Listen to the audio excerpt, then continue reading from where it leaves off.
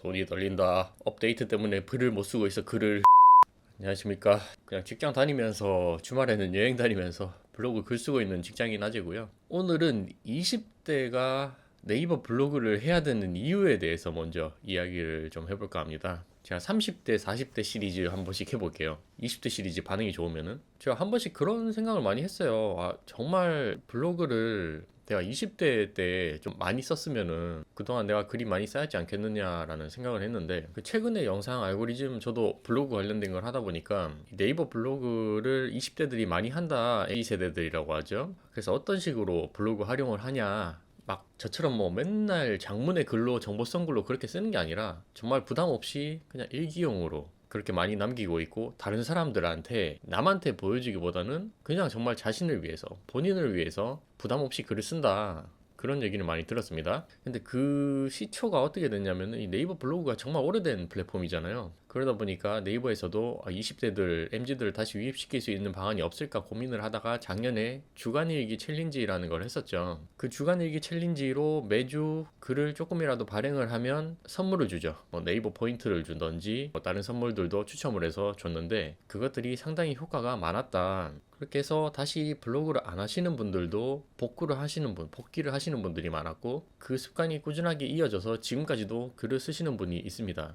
근데 제가 특히나 20대들한테 네이버 블로그를 해라라고 하는 이유가 있어요. 물론 뭐 30대, 40대, 50대 나이 상관없이 블로그를 해도 좋지만 왜 20대가 해야 되느냐. 20대가 활동도 가장 많이 하고, 그리고 어떤 정보든지 빠릿빠릿하게 많이 캐치를 하잖아요. 특히나 뭐 핫플레이스라든지 맛집은 기본이고, 일반적인 여행뿐만이 아니라 모든 정보에 다 능하다. 주제에 상관없이 빠르고 실시간으로 대응을 할 수 있는 능력이 있기 때문에 그런 것들 활용을 하면은 정말 좋거든요. 글쓰기 일단 속도 자체도 빠르잖아요. 그래서 뭐 단순하게 제가 체험단을 20대면 체험단부터 해라 이게 아니라, 본인을 위해서 그냥 글을 쓰면은 어쨌건 시간이 가면 갈수록 그 글이 쌓이고 이게 나의 일기, 나의 인생이 된다. 뭐 다이어리나 플래너를 쓰시는 것도 물론 도움이 되지만, 이 디지털 세대에서는 나의 이야기를 그냥 글로써 남기는 거다. 근데 플랫폼이 망하지 않는 이상은 이렇게 온라인에 남기면은 글이 이제는 계속 남잖아요. 물론 플랫폼이 망하더라도 DB가 남아있는 경우도 있지만, 네이버가 한동안 망할 일은 그래도 없기 때문에 우리 세대에서는 망하지는 않는다고 생각을 합니다. 그리고 매년 사람들이 좀 욕을 하긴 해요. 네이버 플랫폼에 대해서 광고가 많다,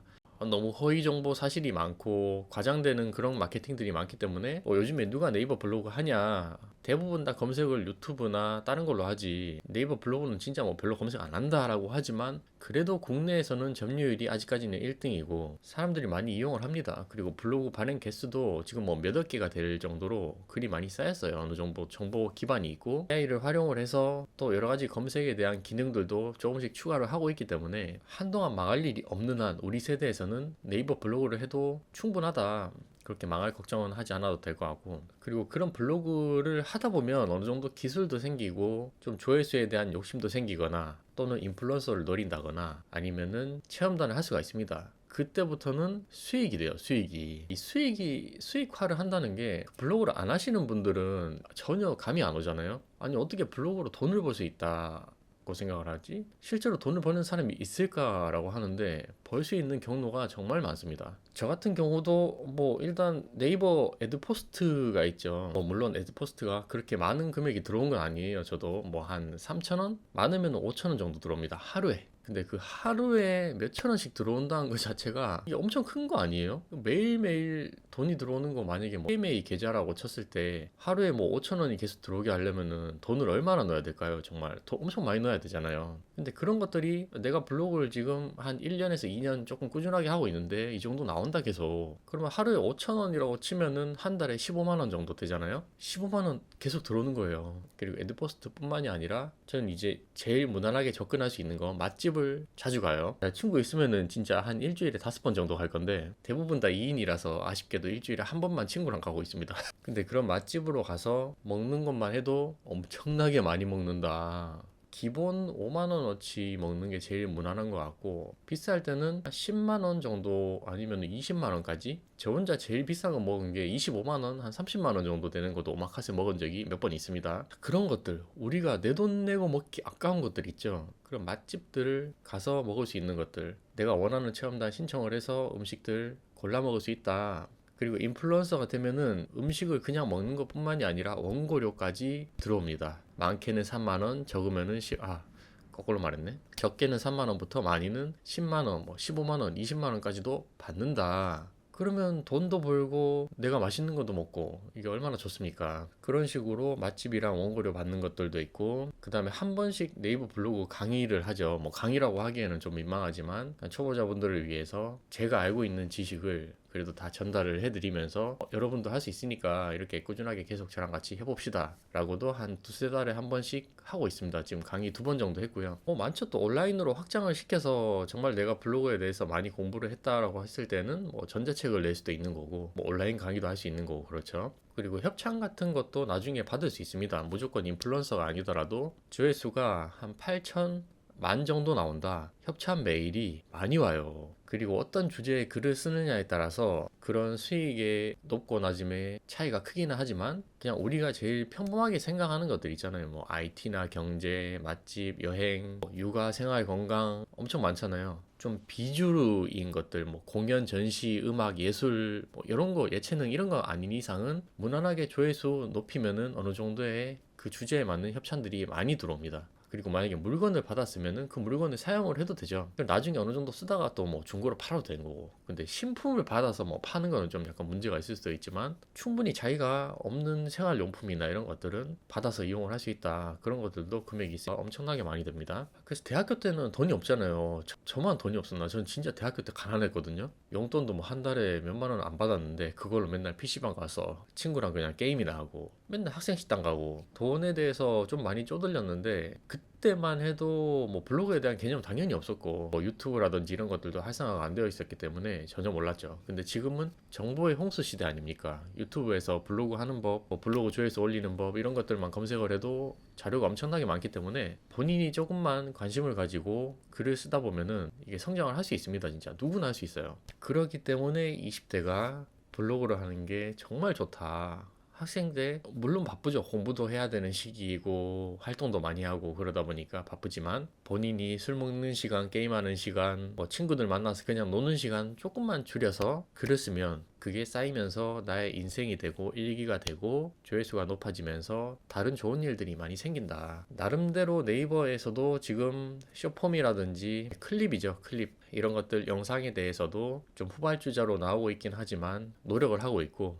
그리고 우리나라 사람이면 어쨌건 네이버에서 검색을 제일 많이 합니다. 그렇기 때문에 절대 망하지 않는 플랫폼이다. 다른 사람들은 글은 어떻게 쓰는지 보고 본인도 꼭 써보셨으면 좋겠습니다. 그리고 1촌이 아니죠. 자꾸 1촌이라고 하냐. 싸이월드도 아닌데. 그 서로 이웃 개념이 있는데, 그 블로그는 어떻게 보면 이것도 약간 본인 혼자만의 글을 쓰는 거예요. 그리고 정보성 글로 내가 남들한테 도움이 되는 글을 쓰면은 그게 당연히 조회수로 유입이 되기 때문에, 블로그에서 내가 정말 친한 이웃을 만드는 거는 조금 힘들어요. 그래도 마음에 맞는 사람끼리 계속 댓글도 주고받다 보면 좋은 인연이 될 수도 있습니다. 모임도 들어갈 수도 있고요. 그렇게 해서 실제로 오프라인 모임을 하는 경우도 많습니다. 특히나 여행 같은 경우는 여행의 그 크루라고 하죠. 모임들이 꽤 많이 있어요. 그 큰 모임들에, 굵직굵직한 모임들 들어가면 정기적으로 뭐 행사도 하고 엄청 멋진 호텔이나 이런 데서 음식 먹으면서 재미있는 이벤트도 하고 선물도 받고, 유명한 준 연예인급 유튜브에 유명하신 분들도 많이 나오고 실제 연예인도 오는 경우도 있습니다. 막 그럴 정도로 이 커뮤니티의 활성화가 잘 되어 있다. 물론 저는 아직라서 안 갑니다. 못 가요.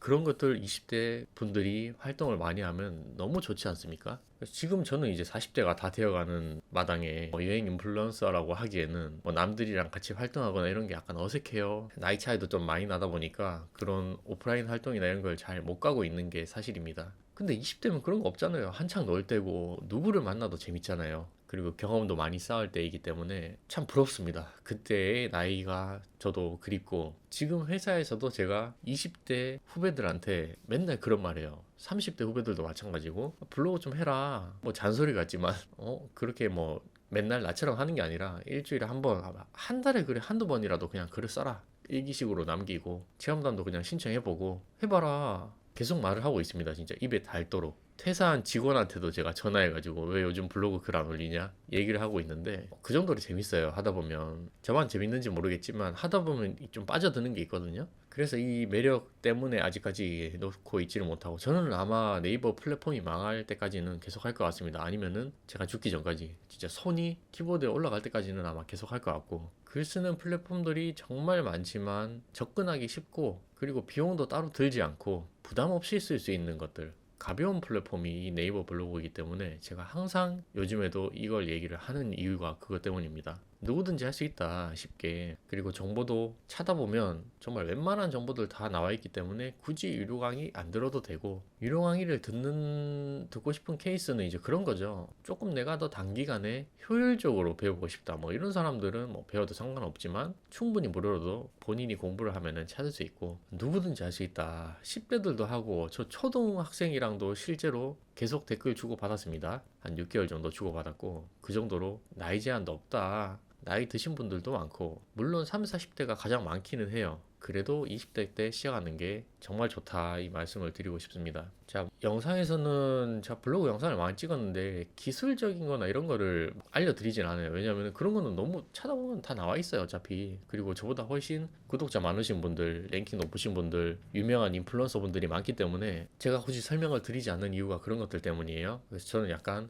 편하게 일상생활적인 거 그런 것들을 얘기를 하는 거지. 그래도 뭐 제가 남들 다 하는 정도로는 어느 정도는 다 알려드리고 그 실제로 질문을 하면은 알려드리지 않습니까? 영상으로도 바로 올리는 경우도 있고 댓글로도 제가 답변을 잘 달지는 못하지만 질문하는 답변들은 웬만하면 다 해요. 뭐 그런 것들도 있고 실제로 제가 현역으로 활동을 어쨌건 하고 있지 않습니까? 그렇게 하면서 뭐 돈을 많이 벌지는 못하지만 용돈벌이 정도는 된다. 한 1년 정도만 꾸준하게 해도 이게 눈에 보여요. 그러다 보니까 누구든지 할 수 있다는 자신감을 심어드리기 위해서 영상을 찍고 있는 거고요. 그래서 이 아저씨 나와가지고 무슨 계속 블로그 하라고 그러냐 이렇게 생각하지 말고 한번 정보 찾아보세요. 진짜 우리가 모르는 사이에 그렇게 돈을 벌고 있는 사람들이 많다는 거를 알 수 있습니다. 그래서 굳이 무조건 내가 1순위로 돈을 당장 벌려고 블로그를 하겠다 이렇게 생각하지 말고 나의 이야기를, 내가 관심 있는 주제를 그냥 글로 써본다라고 생각을 하시고 연습을 하면 됩니다. 아시겠죠? 그래도 이해 안 된다. 그럼 뭐 저한테 서로 이유 거세요. 걸어가지고 제가 블로그 어떻게 글 쓰는지도 보시고 뭐 유튜브 댓글 달아주셔도 됩니다.